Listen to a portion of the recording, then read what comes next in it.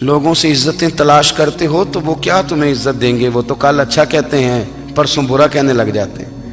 لوگوں کے سامنے گڈ بک میں آنا چاہو گے تو وہ تو سویرے تمہارے بارے میں کچھ کہیں گے، شام کچھ اور کہیں گے۔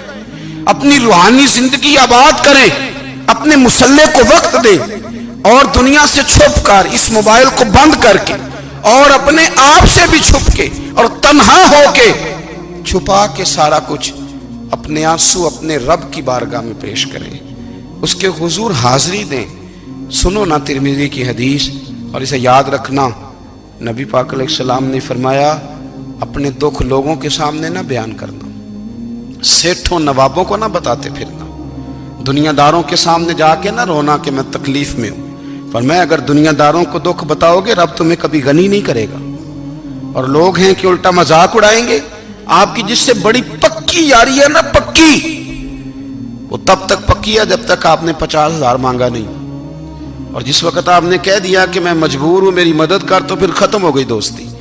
لوگوں کی تعلقات آپ کے ساتھ تب تک ہیں جب تک آپ ان سے کوئی ضرورت وابستہ نہیں کرتے۔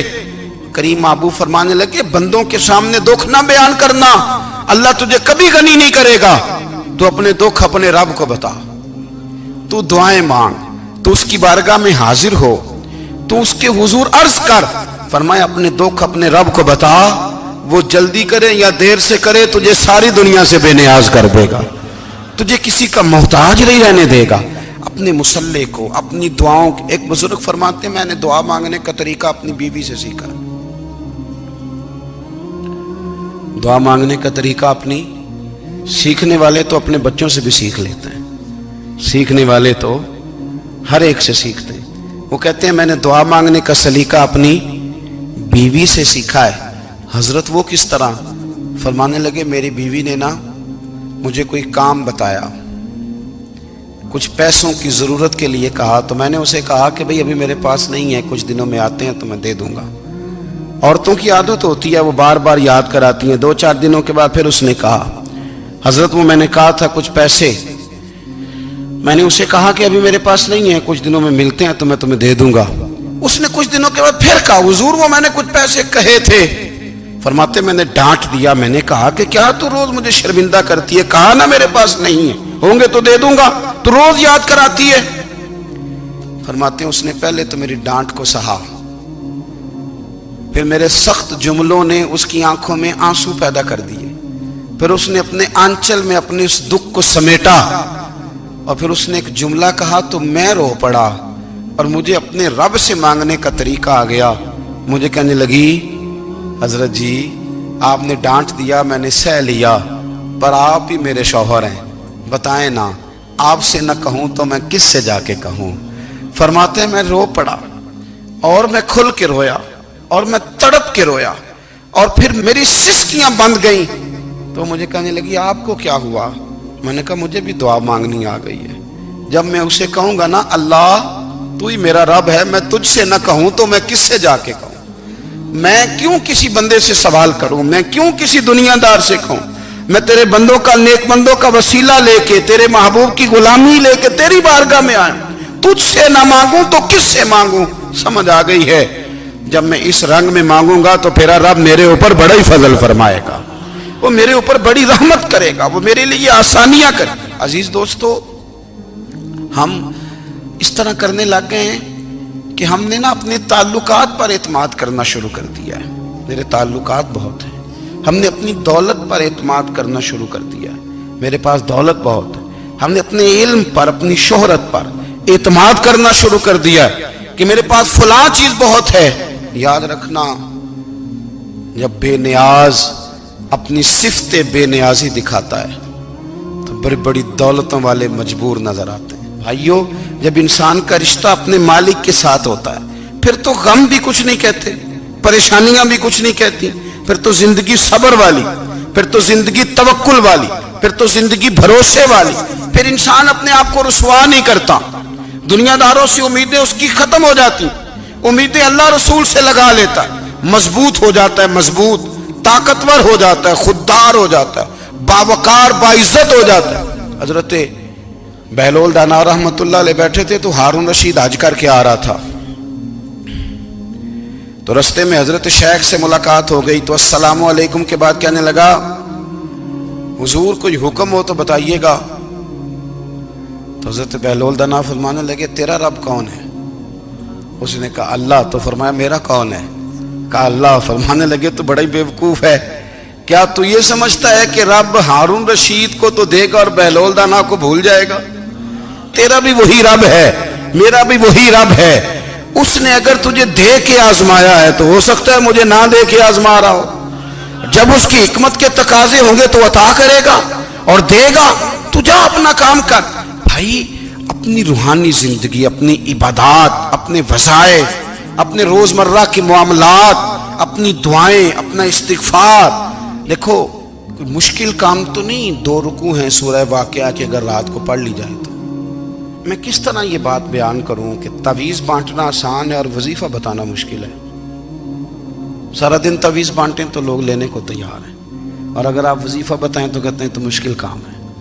او خدا کے بندے, اگر آپ کا تعلق قرآن پاک کے ساتھ مضبوط ہو, قرآن پاک کے ساتھ اگر آپ کا رشتہ ہو, لوگ سفارشیں ڈھونڈتے ہیں نا دنیا میں, کوئی تعلق مل جائے تو میرا کام ہو جائے.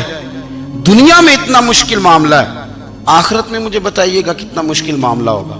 میرے نبی پاک صلی اللہ تعالی علیہ وسلم نے فرمایا جو لوگ سورہ ملک پڑھا کرتے تھے نا, سورہ ملک, یہ سورت ملک قیامت میں ان کی سفارش کرے گی, اور اس طرح کرے گی کہ کہے گی اے اللہ یہاں اس بندے کو جنت میں داخل کر دے یا مجھے قرآن پاک سے علیحدہ کر دے. تو رب فرمائے گا جا اس کا دامن تھام کے اسے جنت تک پہنچایا. آپ بات کو سمجھیں, جب آپ کے تعلقات اپنے معاملات کے ساتھ مضبوط ہوں گے, یہ نبی کریم نے وعدہ کیا ہے کہ تو سورت واقعہ پڑھ تیرے گھر میں فاقہ نہیں آئے گا. حضرت عبداللہ ابن مسعود رضی اللہ تعالیٰ عنہ بیمار تھے تو حضرت عثمان غنی رضی اللہ تعالیٰ عنہ تیمارداری کے لیے تشریف لے گئے اور جا کر کے کہا کہ آپ بڑے بیمار ہیں, آپ کی بیٹیاں زیادہ ہیں, میں چاہتا ہوں کہ خزانے میں سے کچھ مدد کروں. تو سیدنا عبداللہ ابن مسعود رضی اللہ تعالیٰ عنہ اٹھ کے بیٹھ گئے اور کہنے لگے امیر المومنین, اللہ آپ کو میری طرف سے میری بیٹیوں کی طرف سے بہتر صلہ دے. میری بیٹیوں کو کسی خزانے کی ضرورت نہیں, میں نے انہیں خزانہ دے دیا ہے. کہا جناب آپ نے کون سا خزانہ دیا ہے, میں آپ کے مالی معاملات کو جانتا ہوں. تو فرمانے لگے امیر المومنین, میرے نبی کریم نے فرمایا ہے جو سورت واقعہ پڑھے اسے کبھی فاقہ نہیں آتا. میں نے بیٹیوں کو یاد کرا دی ہے, یہ خزانہ میں نے انہیں دے دیا ہے. وہ سارے والدین سنیں جو بیٹیوں کے لیے پریشان رہتے ہیں. حضرت عبداللہ ابن مسعود نصیحت کر رہے ہیں, فرمانے لگے میں نے سورت واقعہ یاد بھی کرا دی ہے, پڑھنے کی عادت بھی ڈال دی ہے. حضور نے فرمایا ہے جو سورت واقعہ پڑھے اسے فاقہ نہیں آتا. کہنے لگے چاند تو اپنی جگہ چھوڑ سکتا ہے, سورج گر سکتا ہے, تارے ٹوٹ سکتے ہیں, پر مدینے والے رسول کی بات غلط نہیں ہو سکتی. حضور نے فرمایا فاقہ نہیں آئے گا تو انشاءاللہ کبھی بھی نہیں آئے گا. کرنے کا کام یہ ہے کہ ہم اپنے معاملات, اپنی عبادات, اپنی دعائیں کبھی 10 منٹ عادت ہو جائے نا دعا مانگنے کی علیحدہ سے رات کو. حضور نے فرمایا جو فرض نماز کے بعد دعا مانگے اللہ اس کی قبول کر لیتا ہے. نبی پاک صلی اللہ تعالی علیہ وسلم نے فرمایا اللہ مسافر کی دعا قبول فرماتا ہے. حضور نے فرمایا اللہ مظلوم کی دعا قبول فرماتا ہے. حضور نے فرمایا بیمار سے دعا کراؤ اللہ اس کی دعا قبول فرماتا ہے. میرے نبی پاک نے فرمایا ماں باپ جب بھی اولاد کے لیے ہاتھ اٹھائیں, ویسے تے بلے شاہ تو آسمانی اڑ دیا ہی پھڑ دیں, جڑا گھر بیٹھا انہوں بڑھیا ہی نہیں. حضور فرمانے لگے ماں باپ جب بھی اولاد کے لیے دعا فرمائیں اللہ ان کی دعا کو قبول کرتا ہے. آپ اپنا تعلق بنائیں دعا کے ساتھ, عبادت کے ساتھ, مصلی کے ساتھ رشتہ بنائیں, استغفار پڑھیں. صلاح الدین ایوبی صلیبی جنگوں میں تھے, رات کو مسجد اقصی میں نماز پڑھی تو پریشان تھے. ایک بزرگ سے ملاقات ہوئی تو وہ کہنے لگے کہ آپ بڑے پریشان ہیں. کہنے لگے حضور پریشان اس لیے ہوں کہ پہلے ہی مسلمان کمزور ہے, اب میں نے سنا ہے دشمن کا ایک بحری بیڑا وہ جنگی سامان سے بھرا ہوا آ رہا ہے, تو اب ان کے پاس اور تلواریں اور نیزے آ جائیں گے, مسلمانوں کے پاس پہلے ہی وسائل کی کمی ہے, پریشان ہو کس طرح کر کے مقابلہ کریں گے. یہ بات کہتے ہی صلاح الدین ایوبی نے بزرگوں سے کہا حضور آپ بھی دعا کرنا, دعا کی بڑی طاقت ہے. میرے نبی پاک نے فرمایا دعا مومن کا ہتھیار ہے، دعا مومن کا، دعا مومن کا۔ حضور نے فرمایا تقدیر کو سوائے دعا کے کوئی چیز نہیں بدل سکتی۔ دعا مومن کا ہتھیار ہے، یہ کافر کے پاس کوئی نہیں، یہ ہتھیار ہے مومن کا۔ اللہ کرے آپ کو سمجھ آئے، پھر سنیں، کئی بار کہہ چکا ہوں یہ ہتھیار ہے۔ کافر کے مقابلے میں جو تیرے پاس سب سے بڑا ہتھیار ہے وہ دعا ہے۔ دعائیں کرانی چھوڑ دی، کرنی چھوڑ دی، لینی چھوڑ دی۔ حضرت سیدنا انس بن مالک رضی اللہ تعالیٰ عنہ فرمایا کرتے تھے، میں نے وہ رنگ دیکھا ہے جب حضور دعا مانگتے تھے اور حضور کی مقدس آنکھوں میں آنسو بھی ساتھ ہی بہا کرتے تھے، میں نے وہ انداز دیکھا ہے۔ تو صلاح الدین ایوبی بزرگ سے کہنے لگے آپ بھی دعا کیجئے، اور خود رونے لگے اور سر سجدے میں رکھ کے رونے لگے، اور عشاء سے لے کر فجر تک روئے، خوب روئے۔ صبح وہ بزرگ آئے تو صلاح الدین ایوبی کا خوبصورت اور ہنستا ہوا چہرہ دیکھا، کہنے لگے آپ بڑے خوش ہیں، رات تو میں نے بڑے روتے ہوئے دیکھا تھا۔ تو کہنے لگے حضور وہ جو بحری بیڑا آ رہا تھا نا وہ پانی میں ڈوب گیا ہے، اب وہ نہیں آ رہا، ابھی خبر آئی ہے تو میں بڑا خوش ہوں۔ بزرگ کہنے لگے اٹھ سینے سے لگ اور سن ایک بات، وہ بحری بیڑا پانی میں نہیں ڈوبا، وہ تیرے آنسوؤں میں ڈوب گیا ہے۔ وہ جو تو رات رویا ہے نا رب کریم کی بارگاہ میں تو وہ ڈوب گیا ہے۔ حضرت عائشہ صدیقہ رضی اللہ تعالیٰ عنہ فرماتی ہیں ایک عورت تھی اور اسے نبی پاک صلی اللہ تعالیٰ علیہ وسلم نے نا وہ کلمہ پڑھ کے مسلمان ہوئی، مدینہ طیبہ آ گئی تو حضور نے مسجد نبوی شریف میں اس کے لیے مکان، ایک سادہ سا کمرہ ساتھ مسجد کے بنوا دیا، وہیں رہنے لگی۔ اکثر وہ سیدہ طیبہ کے پاس آتی تو حضرت عائشہ صدیقہ رضی اللہ تعالیٰ عنہ فرماتی ہیں وہ بڑی باتیں سناتی اور آخر میں کہتی وہ ہار والا دن بھی بڑا عجیب دن تھا اور میرے رب کی قدرتوں کا دن تھا، وہ بھی بڑا عجیب دن تھا۔ سیدہ عائشہ صدیقہ رضی اللہ تعالیٰ عنہ ایک دن فرمانے لگی کہ تو ہار والے دن کا بڑا ذکر کرتی ہے، وہ کیا دن تھا؟ تو خاتون کہنے لگی اماں جی وہ دن تھا جب میرے رب پر بھروسہ اور مضبوط ہو گیا، جس دن میرا اپنے رب پر توکل اور بڑھا، میرے ایمان میں یقین میں اور پختگی آئی۔ کہنے لگی میں ایک گھر کی کنیز تھی، نوکرانی تھی، اس گھر میں ایک بچی تھی جس کے پاس سونے چاندی ہیرے جواہرات کا ہار تھا۔ اس زمانے میں نا چمڑے کے اوپر لوگ ہیرے جواہرات لگاتے تھے، کئی دفعہ سرخ رنگ کے چمڑے پہ لگائے جاتے تھے، وہ بچی پہنتی تھی تو کہتی ہوں بچی کے اس نے اتار کے رکھا یا اس سے گرا وہ ہار تو چیل اسے اٹھا کے لے گئی گوشت سمجھ کے اور میرے سامنے اٹھا کے لے گئی۔ گھر والوں نے مجھ سے پوچھا، یہ بخاری میں موجود ہے، گھر والوں نے پوچھا مجھ سے کہ وہ ہار کہاں ہے تو میں نے کہا چیل اٹھا کے لے گئی۔ گھر میں کچھ چوری ہو جائے تو سب سے پہلا الزام کس پہ لگتا ہے؟ ملازمین پہ۔ کہتے انہوں نے مجھے بڑا مارا، بڑی تکلیف تھی، حتیٰ کہ میری شرمگاہ تک کی تلاشی لی، میری عزت اتنی خراب کی میں بتا نہیں سکتی۔ میں نے اپنی زندگی میں ایک واقعہ دیکھا، ایک امیر گھر میں چوری ہو گئی، ملازم کو اتنا مارا کہ وہ چارپائی پہ پڑ گیا، پولیس والوں سے اتنی مار پروائی گئی کہ وہ بیچارہ چارپائی پہ پڑ گیا، اور پھر وہ اتنا بیمار ہوا اور کچھ دنوں کے بعد پتہ چل گیا کہ چور تو اپنا بیٹا ہے ان کا، پھر اس کا انتقال ہو گیا۔ اب وہ سیٹھ صاحب اور گھر والے آ کے نا مرنے والے کے کان میں معافیاں مانگ رہے ہیں، کان میں۔ تو میں نے ان سے پھر کہا تھا کہ یہ تو اب چلا گیا ہے، تمہارا زور چلتا تھا نا تو تم نے قانون خریدا اور تم نے اسے جتنا ہو سکا تم نے اسے مار پڑوائی، تمہارے پاس جو عدالتیں تھیں تم نے وہاں کارروائی کی، اب ایک عدالت قیامت کے دن لگے گی۔ یہ کمزور تھا نا، کچھ کر نہیں سکا۔ میرے نبی پاک صلی اللہ علیہ وسلم نے فرمایا سن لو، اگر سینگ والی بکری نے بغیر سینگ والی بکری کو تکلیف دی ہوگی نا تو قیامت کے دن اسے بھی بدلہ دینا پڑے گا کہ تیرے پاس سینگ تھے اور تو نے اسے مارا تھا۔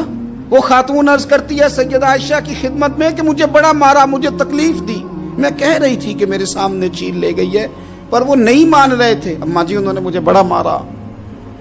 حضرت عائشہ صدیقہ کہتی ہیں پھر کیا ہوا؟ کہنے لگی اماں جی جب کوئی میرا مددگار نہ رہا، مجھے تکلیف دے رہے تھے، رسوا کر رہے تھے، تو میں نے اپنے رب سے مدد چاہی، میرے رب کی طرف میں نے توجہ کی، میں نے کہا مالک اب تو ہی میرا مددگار ہے، कहती है वो मुझे मार रहे थे तो वो चील जो हार ले गई थी वही लेके वापस आ गई, और हमारे सरों के करीब ला के उसने जब उस हार को फेंका, वो मुझे छोड़ के साइड पे हुए, वो मेरी बेगुनाही जान गए। लेकिन आपको बताऊं, उस दिन से मेरा अपने रब पर यकीन और बढ़ गया।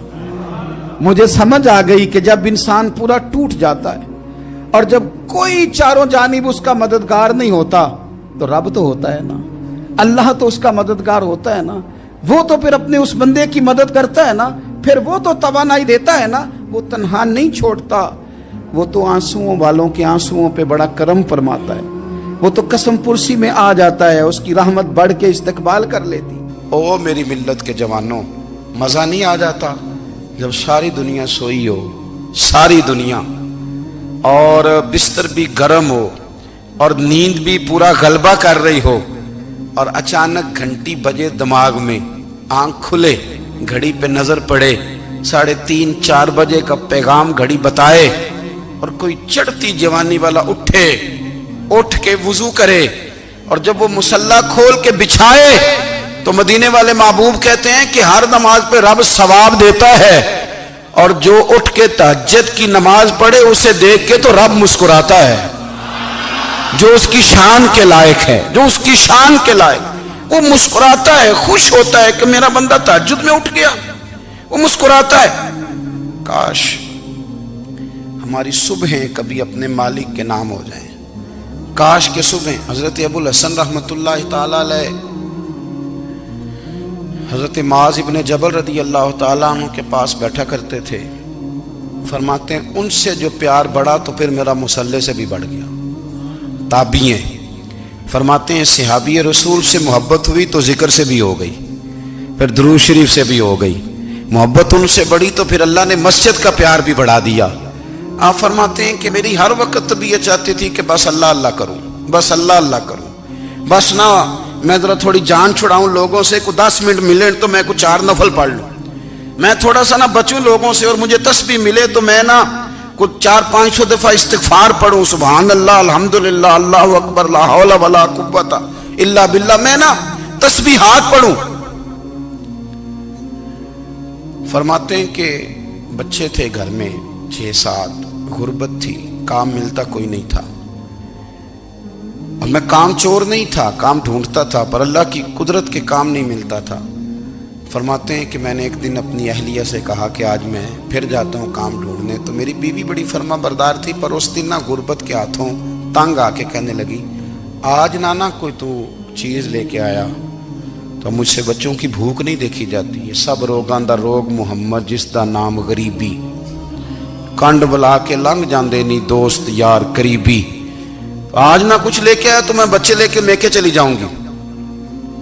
शेख फरमाते हैं कि मैं बड़ा परेशान घर से निकला, पर मैंने सुबह से लेके जोर तक काम ढूंढा, काम मिला कोई नहीं, तो मेरे दिल में ख्याल आया चलो काम नहीं मिलता तो अल्लाह अल्लाह तो करे ना, चलो बंदों की मजदूरी नहीं मिलती तो रब करीम की इबादत ही करते हैं। फरमाते हैं कि मैंने ना फुरात के पानी से वुजू किया, नहर के, शदीद धूप थी, साथ रेत थी और रेत तप रही थी, मैंने अपना रुमाल वहीं मुसल्ला के तौर पर बिछा लिया, और फरमाते हैं कि जोर से लेकर असर तक नमाज पढ़ी, धूप भी पूरे जोर पे, पर मेरे सजदे का ज़ौक़ भी पूरे जोर पे।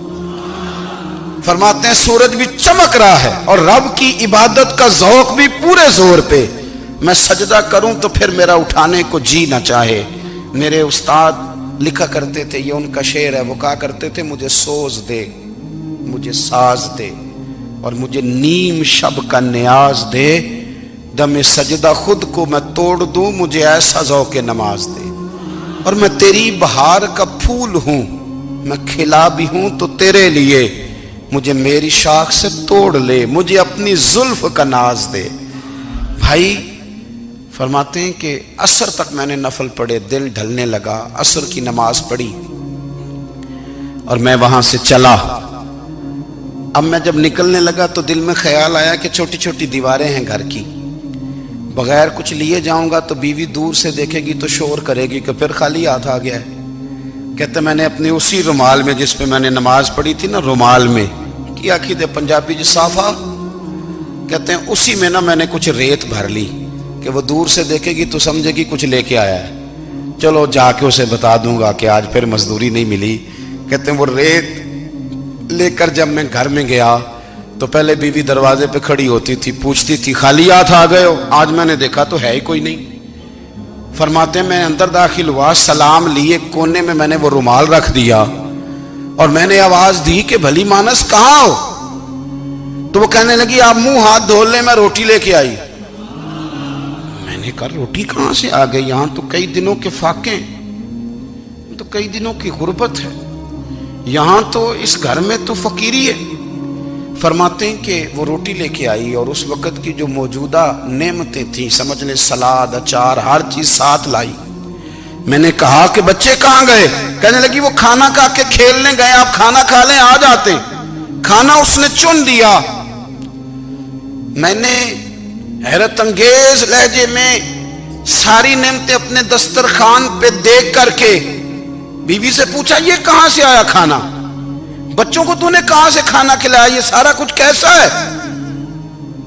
तो कहने लगी पता नहीं आज आप किस करीम की मजदूरी करने चले गए थे, पता नहीं किस करीम की, मेरे घर में तो इतनी नेमतें आई हैं कि मुझसे संभाली नहीं जा रही, इतना अनाज है, इतना गंदुम है, किस करीम के दरवाजे आज चले गए थे? ये कहते कहते वो उठी और उठ करके कहने लगी पहले ही बड़ा कुछ आया था, अब क्या ले आए हो? और जा करके ना उसने वो रेत वाला रुमाल खोला, कहने लगे मैं तो लेके आया था रेत, तो मेरे रब ने उसे भी सोने और हीरे बना दिया था। जब आपकी तवज्जो अल्लाह की जानी, मेरे नबी पाक सल्लल्लाहु ताला अलैहि वसल्लम ने फरमाया हर चीज अपने रब से मांग, हर चीज मांग, हर चीज मांग। या रसूलल्लाह क्या कुछ? मेरे महबूब ने फरमाया तेरे घर में नमक भी खत्म हो जाए तो वो भी अपने रब से मांगा कर, तू मांगना वो तुझे देगा, तो उसकी बारगाह में कशकोले तलब दराज तो करना। और तिरमिजी शरीफ में अजीब लफ्ज है, रसूल कायनात ने फरमाया, रब करीम फरमाते हैं जब मेरा बंदा हाथ उठाता है ना तो मुझे हया आती है कि मैं खाली कैसे लौटा दूं इसके।